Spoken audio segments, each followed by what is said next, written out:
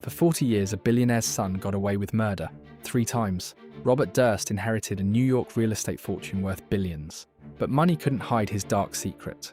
In 1982, his wife Kathy vanished without a trace.